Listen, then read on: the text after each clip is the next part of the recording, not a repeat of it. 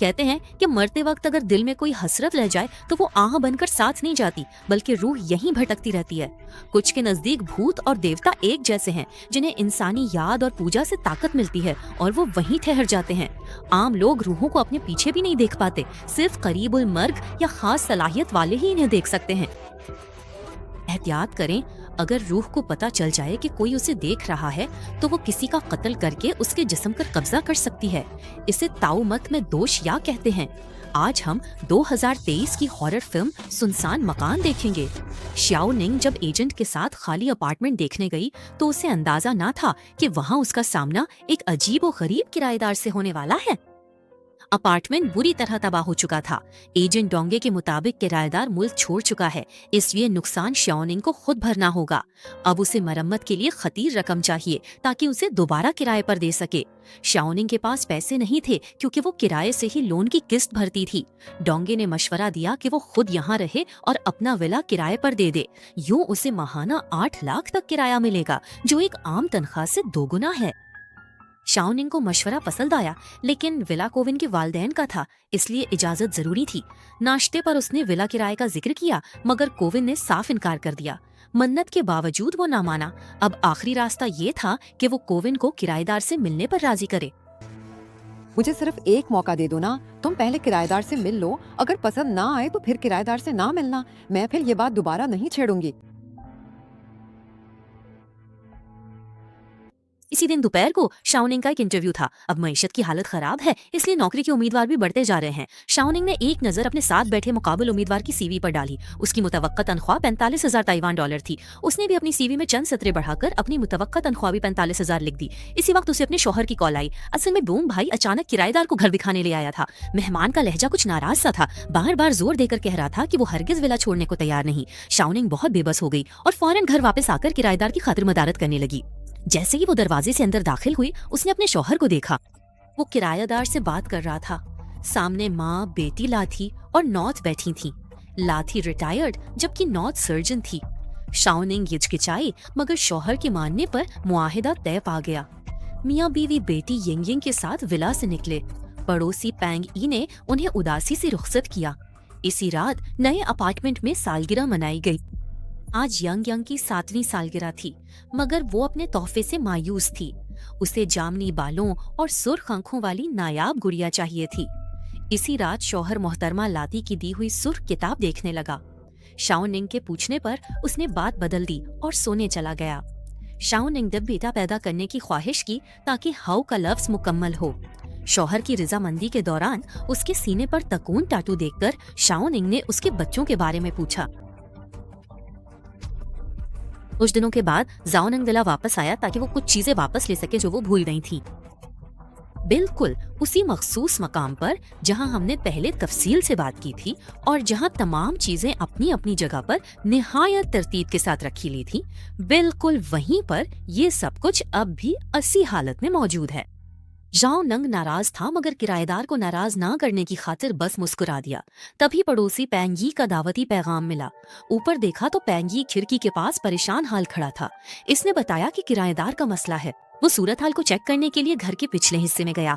बस चंद दिन पहले की बात है कि आधी रात के वक्त पैंगी के साथ कई सालों से वफादारी के साथ रहने वाला पालतू कुत्ता अचानक गैर मामूली तौर पर जोर जोर से भौंकने लगा। जब वो पिछवाड़े में ये देखने के लिए गया कि क्या हुआ है, तो उसने हैरत से देखा कि एक बहुत बड़ी तादाद में काले कौवे वाला की छत के ऊपर फिजा में मुसलसल मंडला रहे हैं। लेकिन ऐन उसी लम्हे जब उसने अपने शौहर के कसरती जिस्म पर बने हुए गहरे और पुरस्कार किस्म के टैटू देखे, तो वो एकदम से चिटक कर रह गई और उसके दिल में जो ढेरों बातें और शिकायत मौजूद थी, वो इन तमाम बातों को अपने अंदर ही अंदर दबाने पर मजबूर हो गई, क्योंकि वो मंजर देखकर उसकी जबान ने जैसे उसका साथ देना बिल्कुल ही छोड़ दिया था। उसने शौहर से मुसल्लस वाले टैटू का मतलब पूछा जो उसने नोट के जिस्म पर भी देखा था। शौहर ने मुस्कुराकर उसे आम डिजाइन करार दिया। बेचैन शियाओनिंग ने पुलिस वाले साबिक बॉयफ्रेंड से किरायादार की तफ्तीश का कहा। इसी रात बालकनी पर कौवे जमा हुए, बेड से खून रसने लगा और दरवाजा खुद खुल गया। यिंग ने उठकर बताया कि कमरे में कोई और भी है।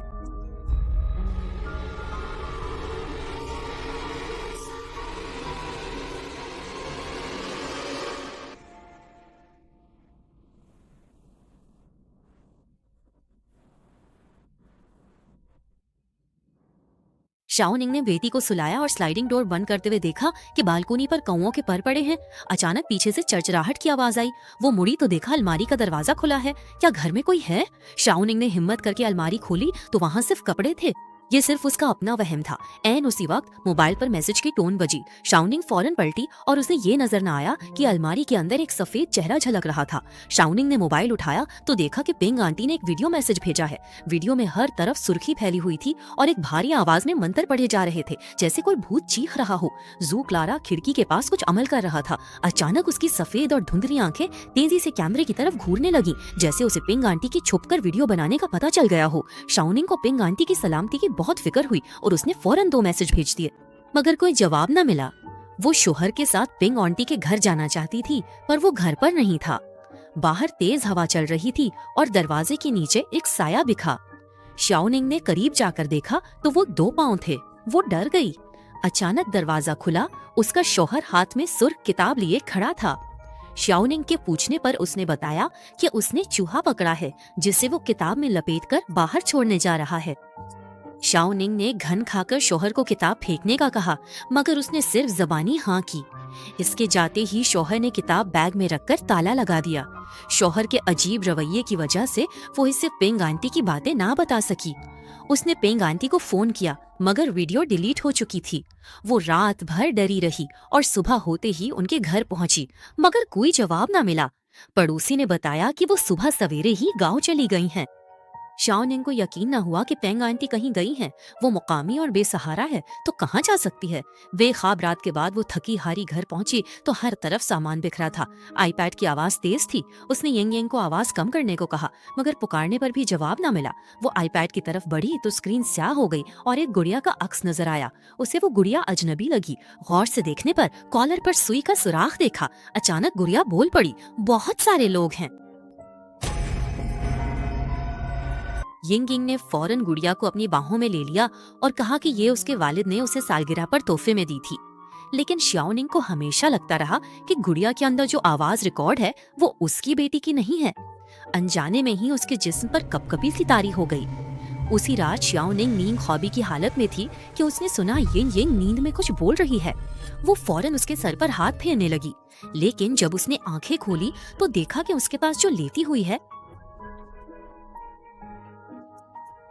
बिल्कुल उसी लम्हे जब वो वहाँ खामोशी से खड़ा था, अचानक उसके कानों में दूर कहीं से एक मासूम बच्चे के सरीले अंदाज में गुनगुनाने की बहुत ही प्यारी और दिलकश आवाज सुनाई देने लगी, जिसने उसे पूरी तरह अपनी तरफ मुतवज्जे कर लिया।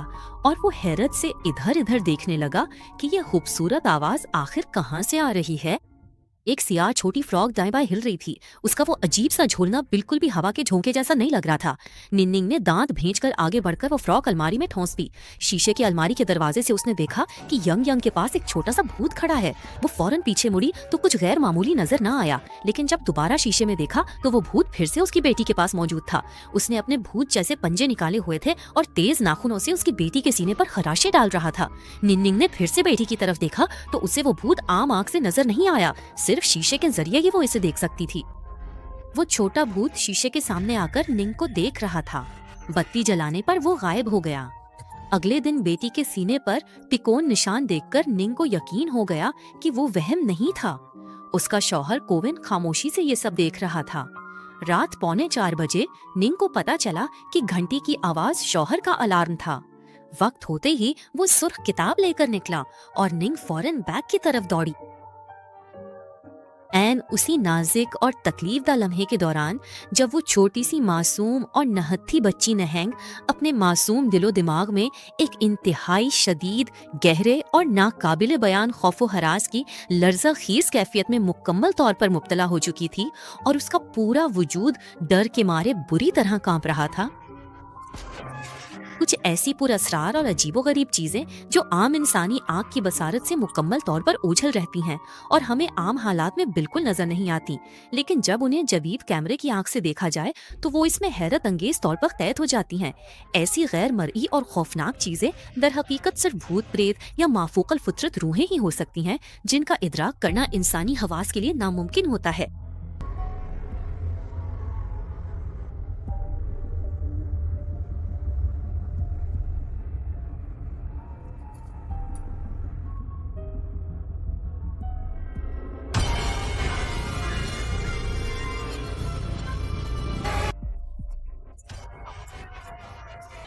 अगले दिन की बात है कि जब उसका शौहर कमरे में इत्मीनान के साथ अपने कपड़े तब्दील करने में मसरूफ था, तो नन्ही नेंग ने इस मौके का फायदा उठाया और बड़ी खामोशी के साथ उसका बैग खोल लिया।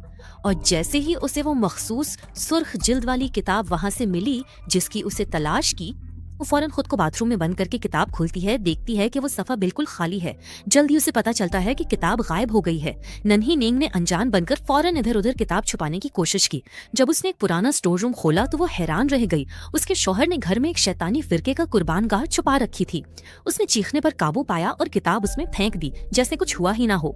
जब शौहर घर से निकला तो वो फौरन स्कूल की तरफ दौड़ी ताकि यंग यंग को ले जाए। दूर से उसने देखा कि लाती उसकी बेटी के पास है और उसका हाथ बेटी की गर्दन के पीछे रखा हुआ है। वो पहले ही नशे में थी।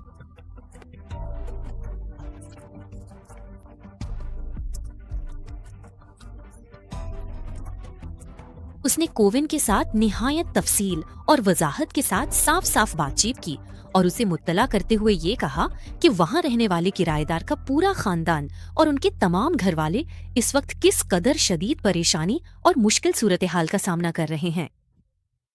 आज फिर वो स्कूल आकर यंग यंग को तंग करने लगा। शौहर ने लाती को माँ पुकारा और निंग को बेइज्जती से रोका। तब निंग को पता चला कि कोविन ने छुपकर मुंह बोली माँ बना ली है। उसने शौहर से इस बूढ़ी औरत के बारे में पूछा और सच न बताने पर बेटी से न मिलने की धमकी दी। शौहर ने गुस्से में निंग को थप्पड़ मारकर गिरा दिया। गार्ड्स ने कोविन को काबू कर लिया। निंग बेटी को लेकर मेके रवाना हो गई और माँ को फोन किया। तब उसे पता चला कि उसका शौहर पहले ही उसके मैके में उसका इंतजार कर रहा है। बेबस होकर वो यंग यंग को लेकर करीबी होटल में ठहर गई। अभी वो वहाँ ठहरी ही थी कि यंग यंग जिद करने लगी कि उसे घर जाना है और अपने पापा को ढूंढना है। उसने यहाँ तक कहा कि वो अपने पापा की मदद करना चाहती है। छोटे निंग ये सुनकर बहुत हैरान हुई और फौरन यंग यंग से पूछगछ करने लगी, मगर वो बस रोती रही और एक लफ्ज भी ज्यादा ना बोली। मैंने कहा,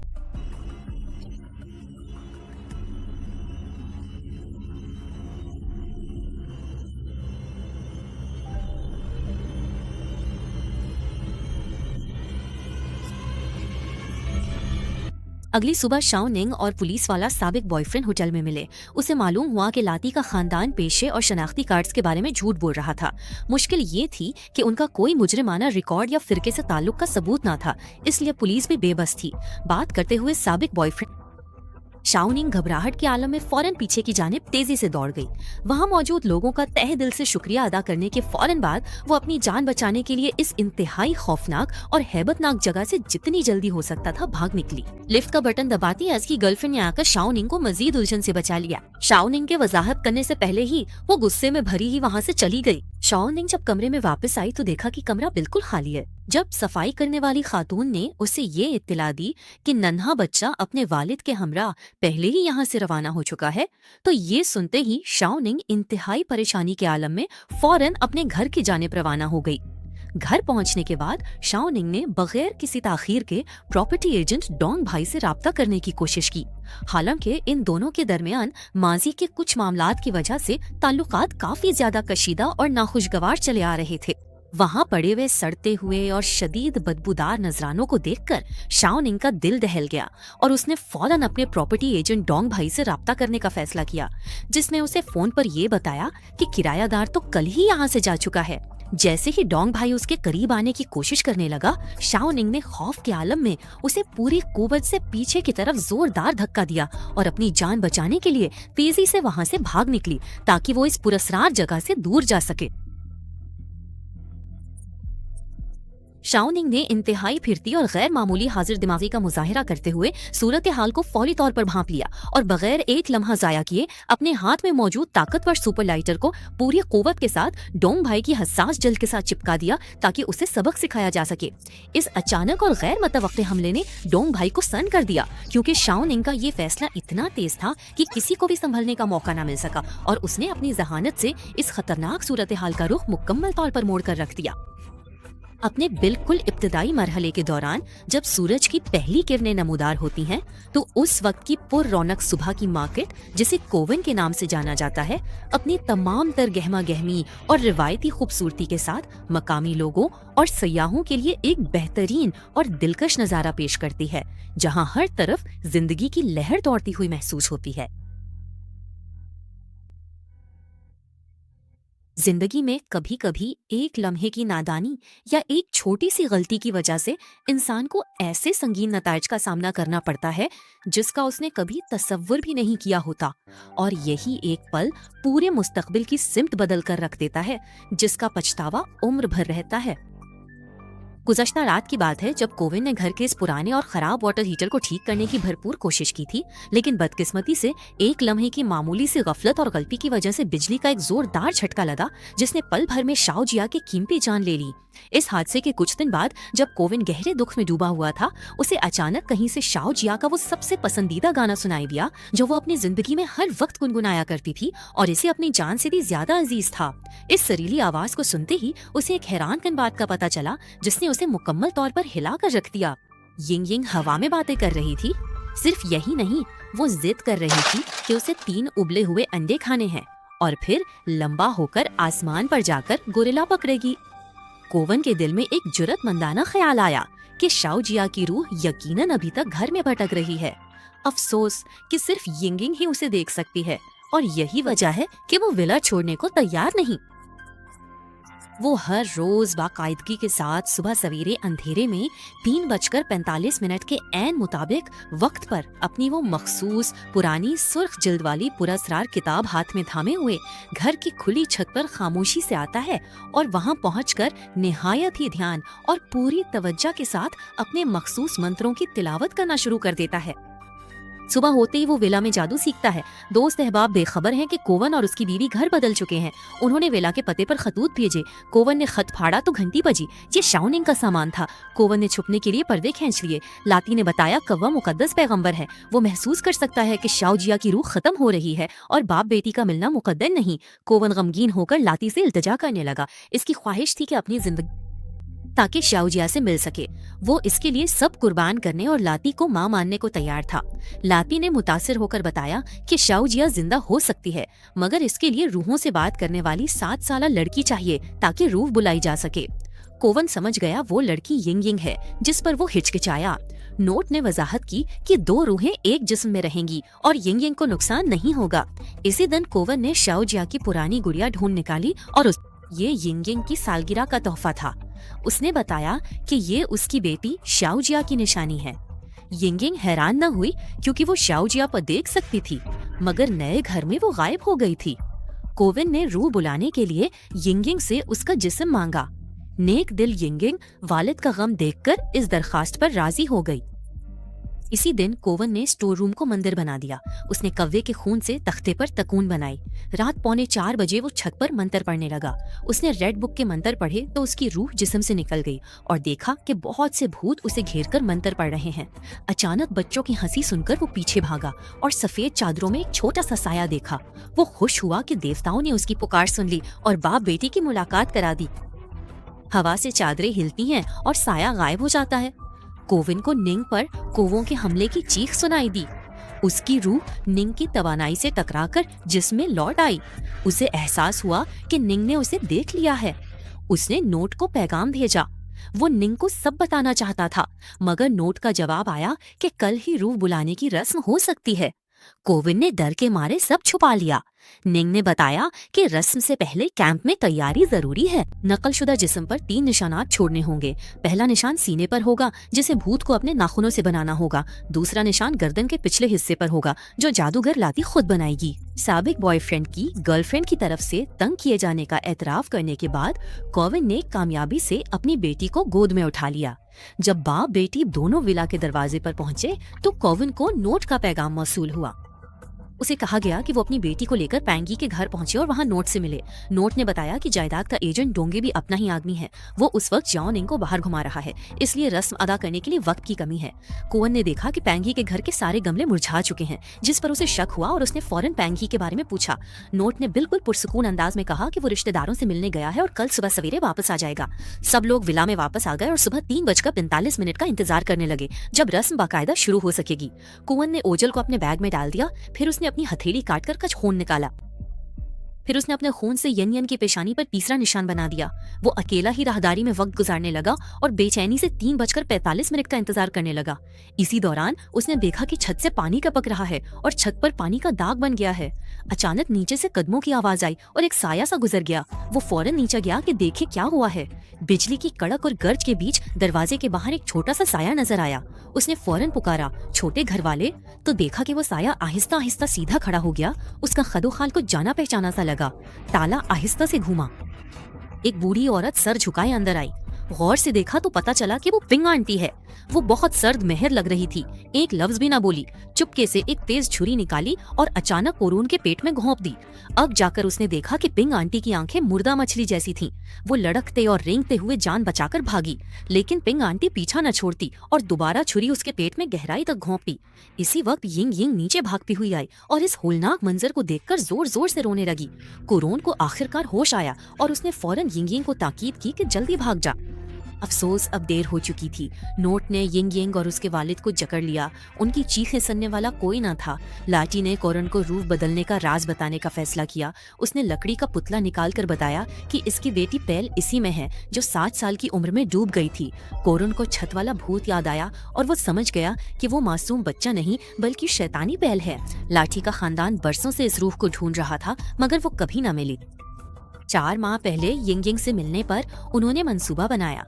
पहले डोंग एजेंट बनकर शाओनिंग के पास गया, फिर अपार्टमेंट किराए पर लेकर वहां तोड़फोड़ की और गंदगी फैलाई ताकि वो दोबारा किराए पर ना चढ़ सके। मजबूरन शाओनिंग को अपना विला उन्हें देना पड़ा। पहले ही दिन उन्होंने शाओ जिया की रूह देख ली और कव्वा के खून से निशान लगा दिए ताकि उसे सामने आने पर मजबूर कर सकें। लेकिन फिर उसने उसे गुड़िया में कैद कर दिया। दरअसल शाओ जिया हमेशा गुड़िया के साथ अपनी बहन के करीब ही रही। वो जानती थी कि उसके वालिद और बहन ने उसके लिए क्या कुछ कुर्बानियां दी और ये भी जानती थी कि लाती क्या साजिश कर रहा है, मगर कैद की ताकत इतनी ज्यादा थी कि वो खुद को जाहिर करके उन्हें खबरदार भी नहीं कर सकती थी। जब यिंग यिंग और उसकी माँ पहली रात तावीज पर सोए तो बदरू पैल फौरन यिंग यिंग के पीछे लग गई। बेचारी हमदर्द पिंग आंटी जो चुपके से तस्वीरें ले रही थी इसी दौरान पकड़ी गई और इसी रात लाती ने उसे शैतानी फिरके की कठपुतली बना दिया। ये सब कुछ मैं यहाँ आया।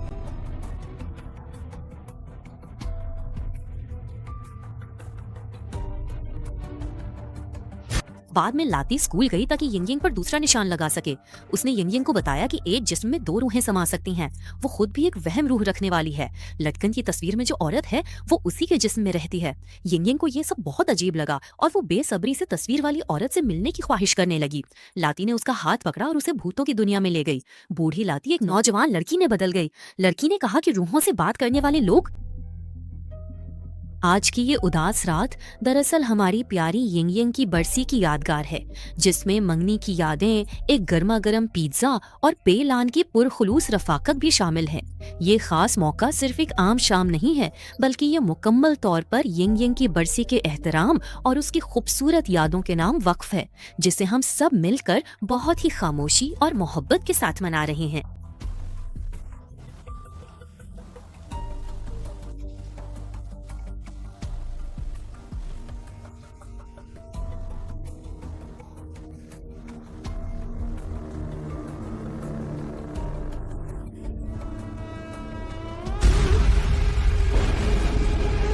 धोखे का इल्म होने पर यिंग यिंग ने भागने की कोशिश की, मगर नीचे उतरते ही वालिद को देख लिया। 3:45 बजे उसे कमरे में घसीटकर गुड़िया नीचे फेंक दी गई। वो मुड़कर यिंग यिंग को घूरने लगी, जैसे नए जिस्म से मुतमईन हो। वो तकून वाले बिस्तर पर लेटी लाती के साथ मंतर पढ़ रही थी। ये निशान दोनों जहानों को जोड़कर भूतों को तवानाई देता है। रूह जल्द गुड़िया से निकल जाएगी। रस्म शुरू हो चुकी थी। तभी डोंगे ने शाओ निंग को मारने के लिए सूटकेस खोला और मोबाइल फेंक दिया, मगर पलक झपकते ही सूटकेस खाली था। वो फौरन कुछ ढूंढने कमरे में गई। वो दरअसल अपने दिल में ये पुख्ता इरादा कर चुका था कि वो खुद सीढ़ियों से नीचे जाएगा और वहां जाकर पैंग ही को हर जगह तलाश करने की भरपूर कोशिश करेगा। लेकिन जैसे ही उसने नीचे की जानिब अपनी नजरें दौड़ाईं तो उसे दूर से ही वो साफ तौर पर नजर आ गया और उसे मजीद ढूंढने की जरूरत न रही।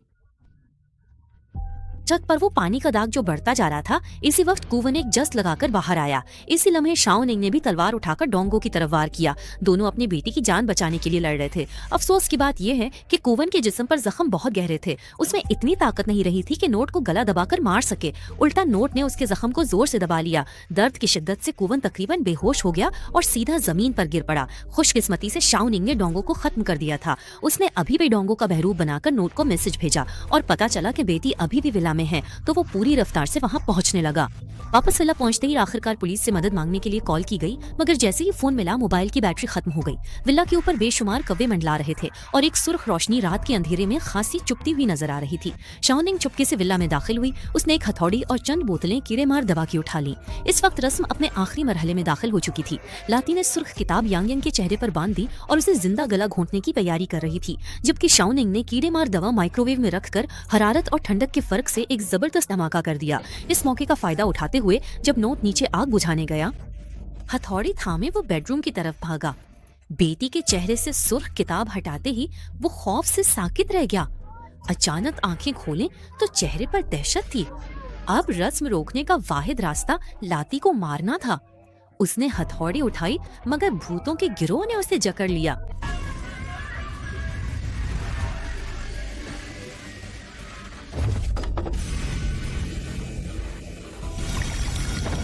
उसे जमीन पर पटक दिया गया। यंग यंग का जिस्म नीला पड़ गया और आंखें बदल गईं। बदरूह ने कब्जे की खुशी मनाई। नन्ही नंग ने लकड़ी के पुतले को कांपते देखकर हथौड़ी से तोड़ना शुरू किया। भूतों ने उसका गला दबोचा, मगर माँ की ममता ने उसे हिम्मत दी। वो डरी नहीं और पतले को चकनाचूर कर दिया।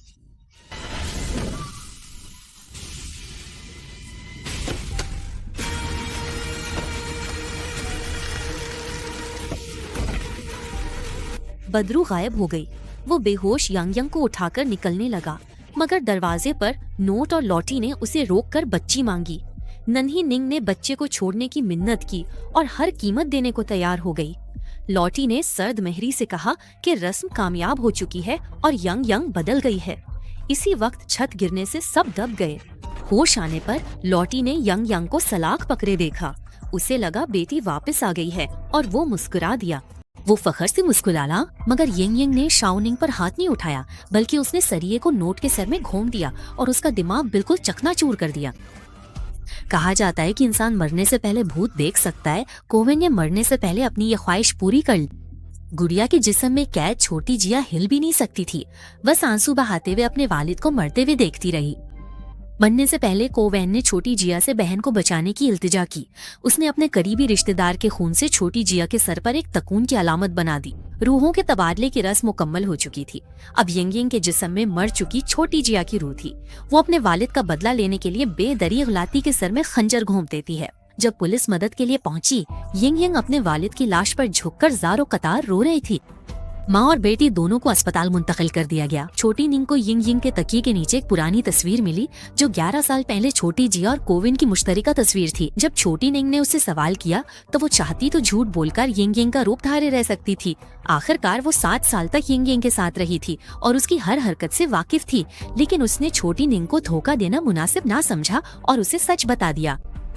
एक लफ्ज आंटी ने छोटी निंग को सब कुछ समझा दिया। अब वो सिर्फ ये जानना चाहती थी कि यिंग यिंग कहाँ है, लेकिन छोटी जिया को भी मालूम नहीं था, क्योंकि वो जब होश में आई तो खुद को इसी जिस्म में पाया। छोटी निंग इस हकीकत को कबूल न कर सकी।